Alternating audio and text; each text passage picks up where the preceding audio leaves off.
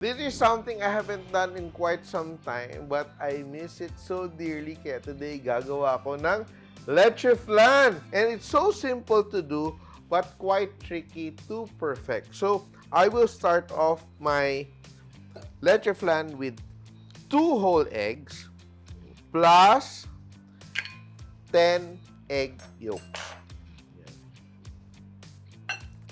Yan. Very rich to, a very rich recipe. And I will add a can of condensed milk. So our sweetness will just come from the condensed milk. I do not add any more sugar to this except for the caramelized sugar at the bottom of the pan.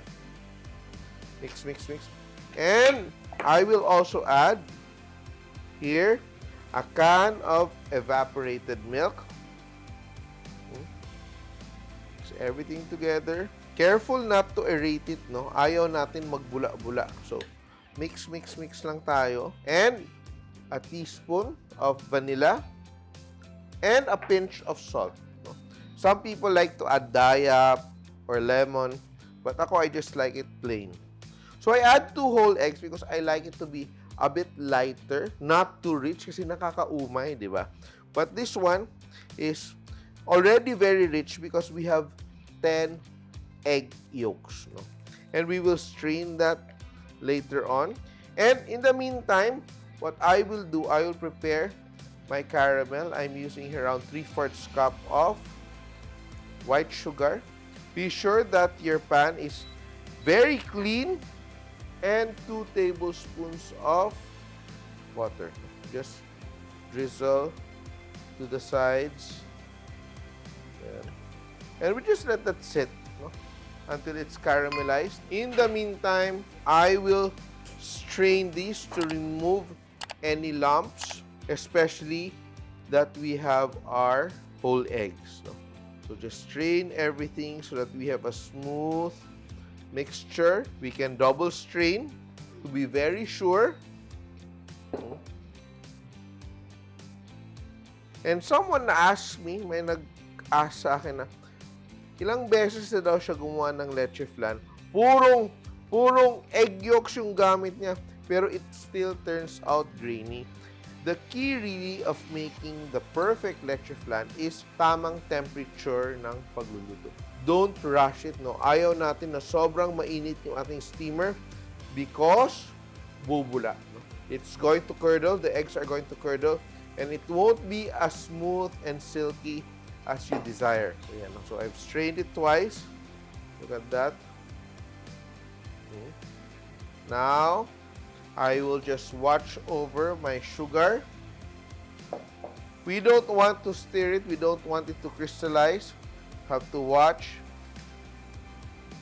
And I have my 2 llaneras here. So, this one will make around 3 or 4. But I will just cook 2 for now. Careful, careful. So, sugar, caramelized sugar is very hot. You have to be careful because it will cause third-degree burns.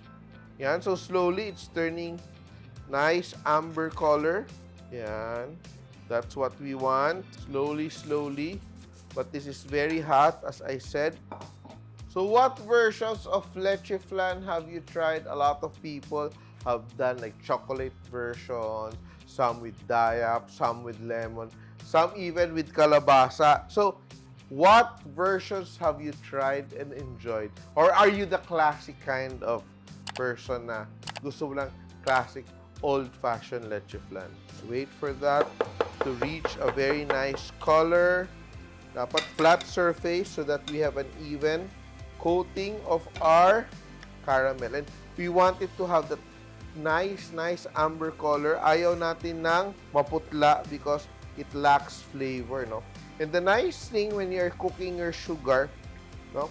It kinds of blunts the sweetness and it becomes a bit savory. Nagiging malinamnam ang ating sugar as we cook. And once it reaches this color, you have to be very careful kasi mabilis na siyang masunog, no? Yan, we're done. Look at that, and let's divide this into our llaneras. No? Oh, nice aroma. Yan. So we can divide this into 3. But it's also nice to have like a thick layer of our sugar in our lanera. So, yan. Let that set for a moment. And now we're ready to fill our pans with our Leche Flan mixture. Gentle, gentle, gentle, gentle, gentle. Around a cup or so. Yan.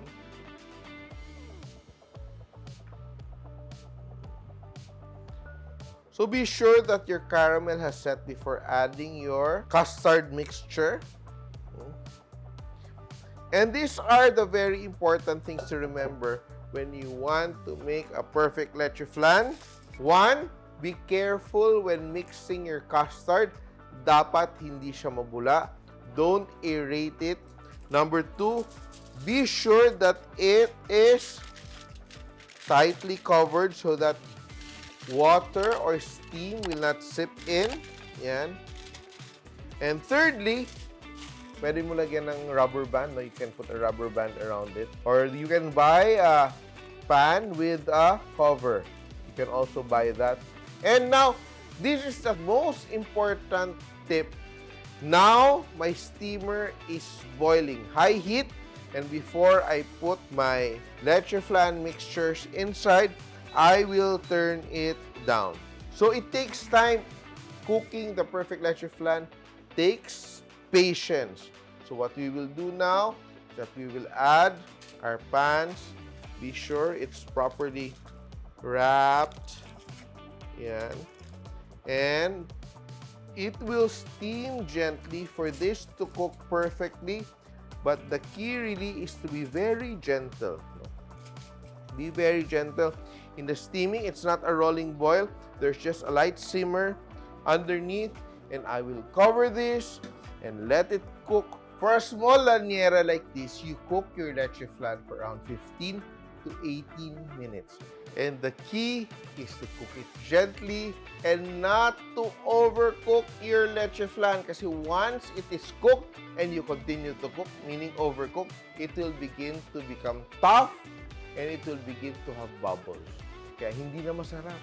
Mali yun. Hindi masarap. Kaya dapat perfect na perfect. When you chill it, the fat in the egg yolks will set on its own. So medyo basa pa siya tignan, pero in truth, it is already cooked. And we chilled it for a few hours to set fully. And look at that. Even by the looks of it, makikita mo talaga na very silky and very smooth. No bubbles. Scrape the sides. Look at that, no? Good enough, generous amount of syrup. Look at that, so silky. Wow. Yung nagme-melt sa mouth mo. And here it is. Napakadali pala. A little bit of patience and attention to detail will yield you the perfect leche flan. And it's time for you to perfect your own leche flan. Try this recipe of classic leche flan. Simpol!